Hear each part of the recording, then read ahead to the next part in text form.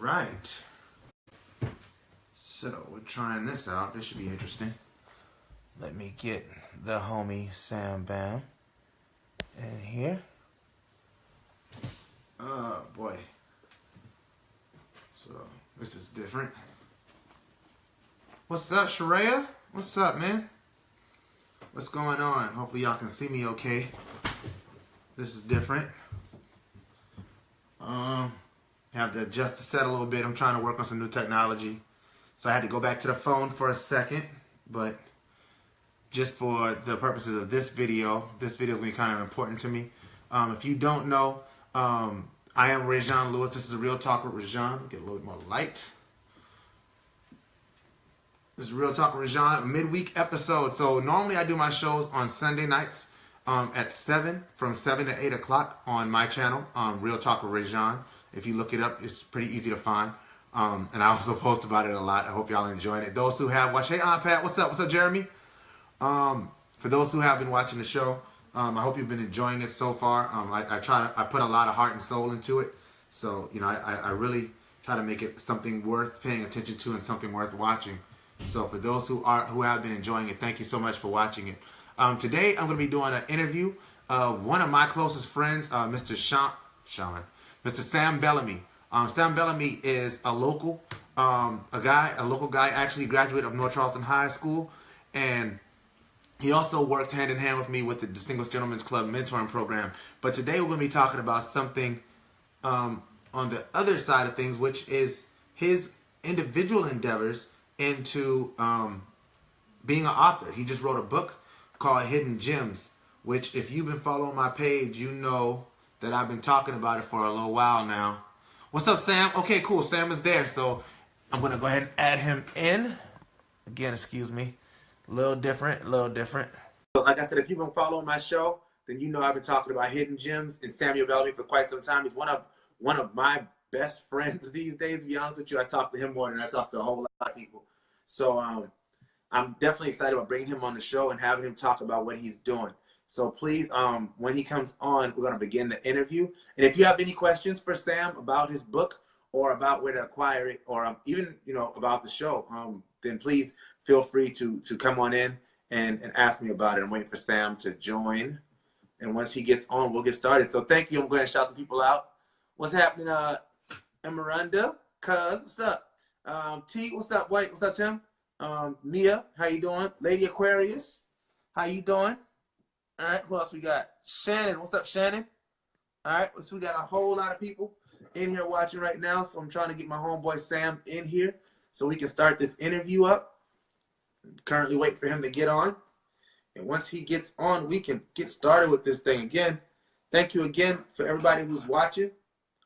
Thank you so much for your support.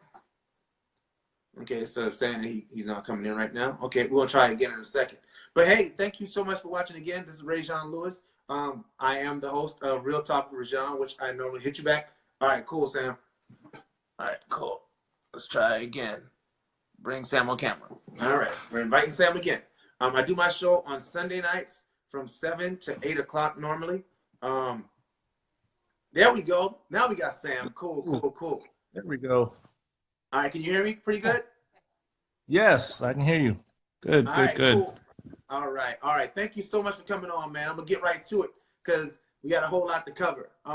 First of all, thank you so much for joining me. For those who don't know, Samuel Bellamy, once again, is the author of Hidden Gems. He also does a lot of other things, but nobody can introduce the man better than the man himself. So, Sam, I'm going to let you take the floor and introduce yourself to the people. All right. Samuel Bellamy. Like I said, I do a lot of things. Most notably, I'm one of the gentlemen that helped with the launch of the Distinguished Gentlemen's Club in Somerville. Yeah. We're still doing great things, even with the merge. Part of the Bridge Philanthropist Group with the Coastal Community Foundation. Make sure you guys check that out whenever you get a chance. We'd love to have you.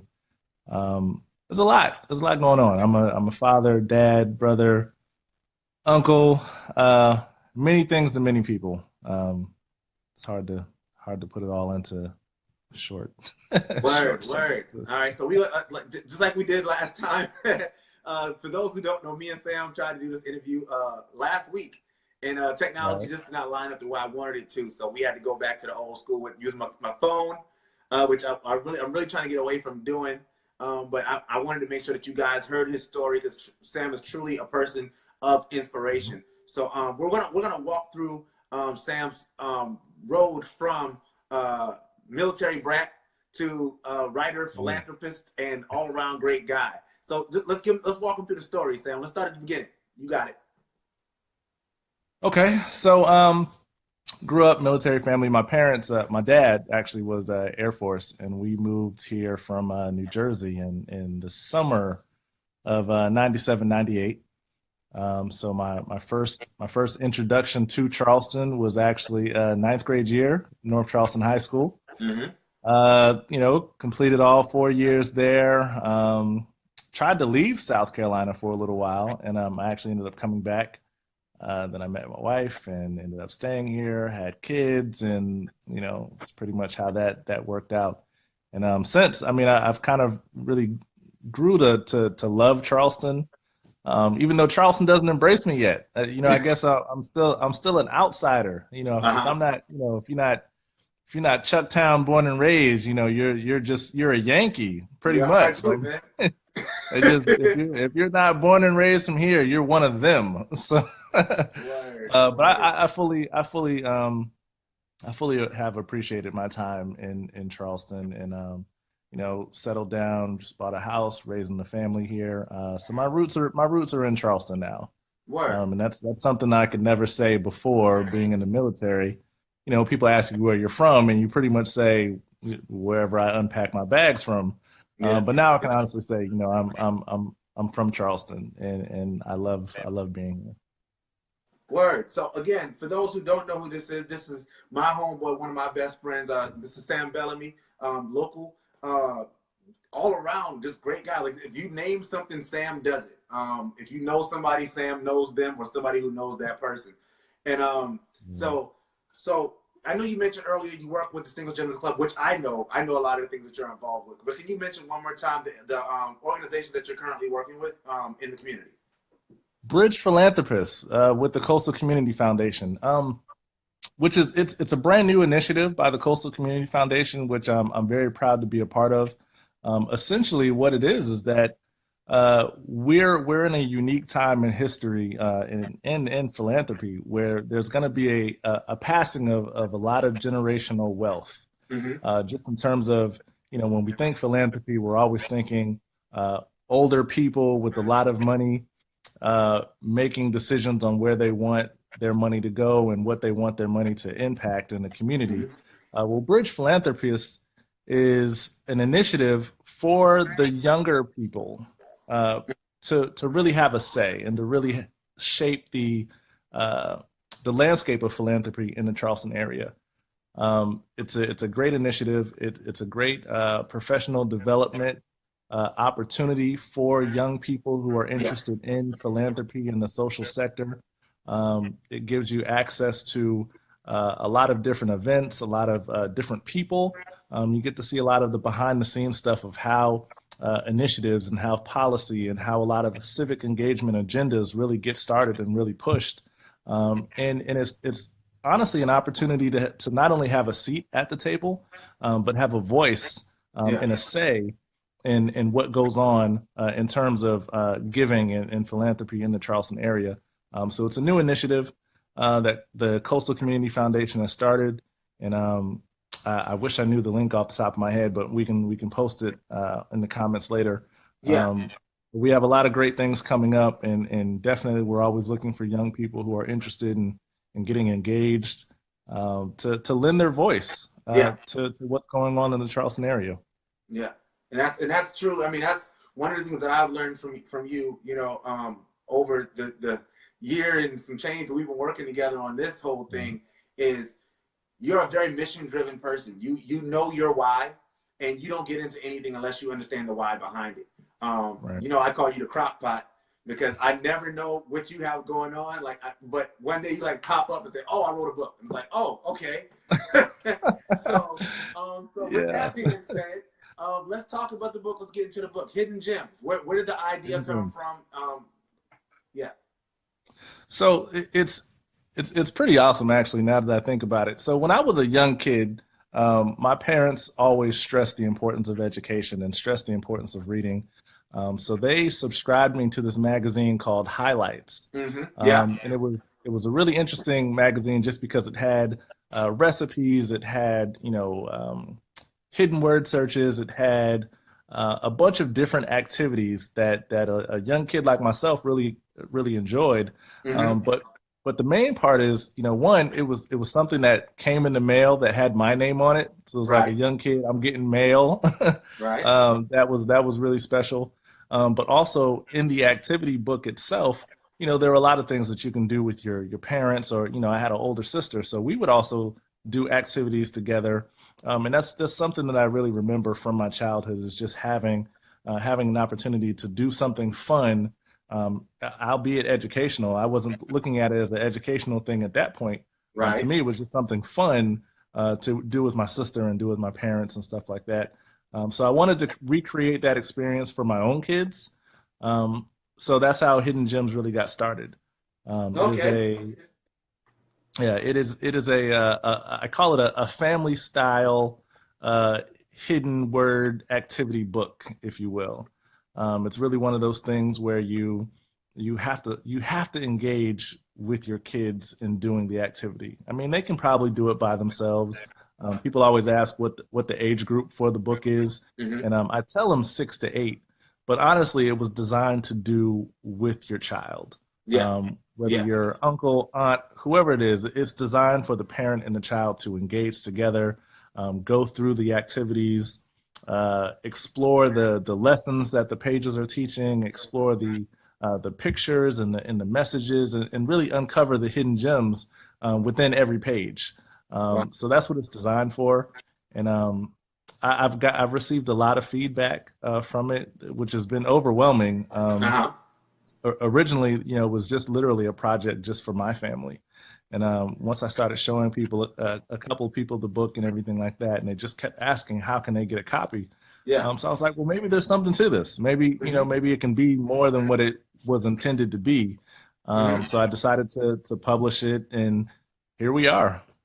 Wow, and that's amazing. Like that's amazing Yeah. that you would go from idea to publishing to now you're you're selling it to people, and that's an Yeah. amazing thing. So again, I love the fact that what you say about it is it's an opportunity to get families pretty much back to the table, back to working Right. together on building this thing. A lot of people talk about nation building and doing all these different things, but a great way to do it is to get the families to talking again.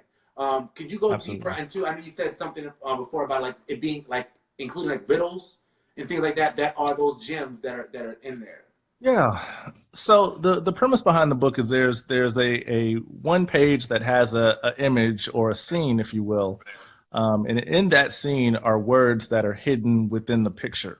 Hmm. What you're supposed to do is find the word in the picture and then go to the next page, and there's a fill in the blank portion that you use those words to fill in the blank.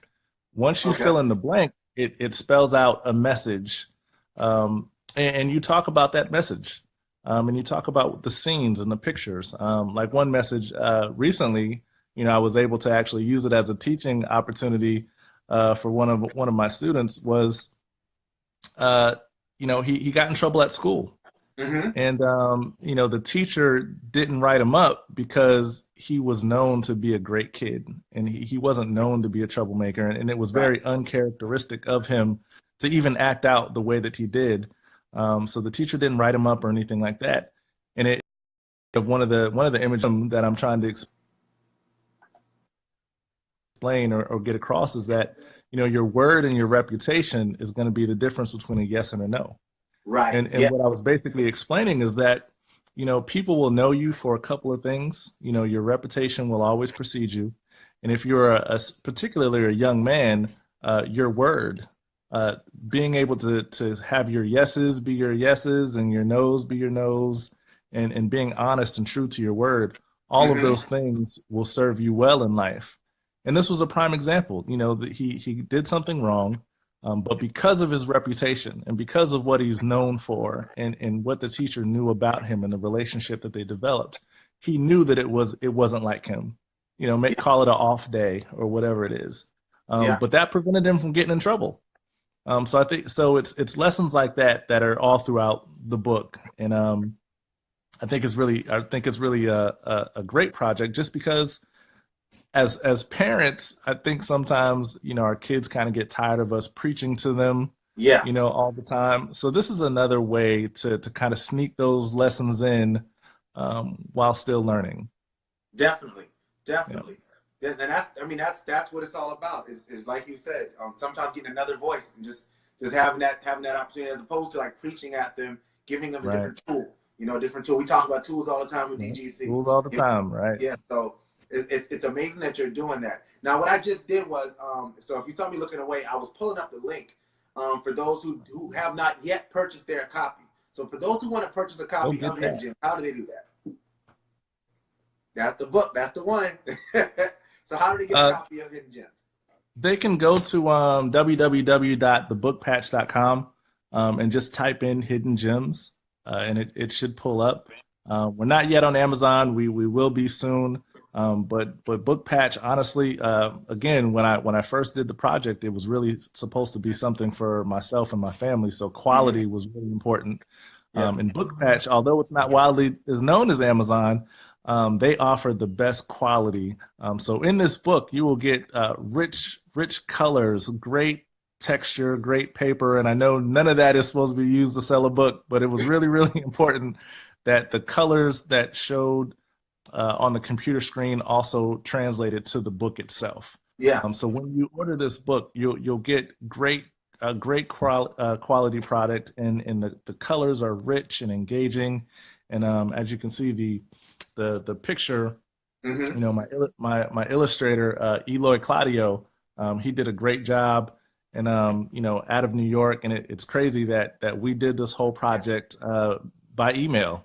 Wow. I spoke to him on the phone twice in the beginning of the project. Other than that, everything was strictly by email. So as I gave him what the scene needed to look like and what I wanted to do, he took my vision and he created this masterpiece. And I couldn't be more excited for him for being able to illustrate it, and really proud of him for being able to help me bring this vision to life. And I couldn't have done it without his help. Wow, that's amazing. That's amazing. I'm really excited about reading it. My copy still hasn't gotten here yet. I'm about to start like emailing people. It's all good. It's well worth the wait. It's well worth the wait. I know it will be. I mean, you wrote it, so I mean, I'm waiting. I'm waiting on your book to come. That should be here soon. What up, Digger? I'm waiting for your your life lessons book to come. That's the ReZsaun life. Like, this is how you do your life book. I'm waiting on that one. Because wow, there, man. But that's a lot of pressure. I'm just saying. So yeah, it's a lot of pressure. I know you to be somebody who is, like I said, about the why. So I want you, in closing, because we're gonna wrap this up. In closing, I want you to give that person who out there who may be listening, who may be wondering, how do I find my calling in life? And that's deep. That's a lot. But I know you'll have an answer for it. What should they be considering when thinking about what they should be doing? Right. Yeah, that is a heavy question, and it's one that's kind of hard to answer just because I haven't fully discovered that myself. Right. But one thing my parents have always instilled in me is a set of values that I kind of measure everything that I do to. We've talked about it before, and it's definitely something that we try to instill in our young men with the Distinguished Gentlemen's Club, is that when you have that core set of values, whether it be, keeping your word, or always being true to yourself and your family, or honesty, integrity, and things like that. When you stick true to those things, it's real easy to ignore or not get involved in anything that doesn't surround those things. There it is. So I think that's going to be your key to success. Whether you've made it or you haven't made it, whatever the case is, if you can look in the mirror and say, I'm making this decision because it doesn't align with my core values, that's going to put you on the right direction. It's going to put you on the right path. And regardless of where it leads you, you can be okay with knowing that you did it for the right reasons. And that's always going to be important. Wow. Thank you so much. That's a mouthful, man. You are my dude. I really appreciate you for coming on today, man. I know you got a busy schedule. You could be doing anything. Make sure you give the wife a kiss for me. Give the kids a kiss. Give them a hug for me. Tell them I love them. Definitely. And I'll see you soon, bro. Appreciate you, man. You have a good one. All right, you too, bro. All right. All right. So that was Samuel Bellamy.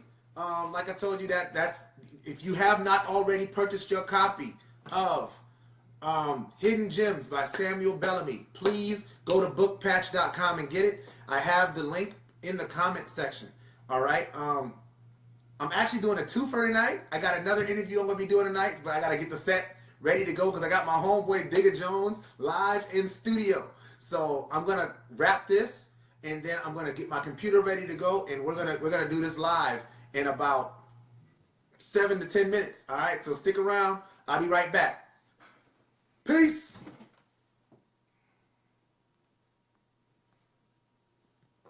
Finish. This is okay. Well, I tried to end that really professionally. It was really close to being professional.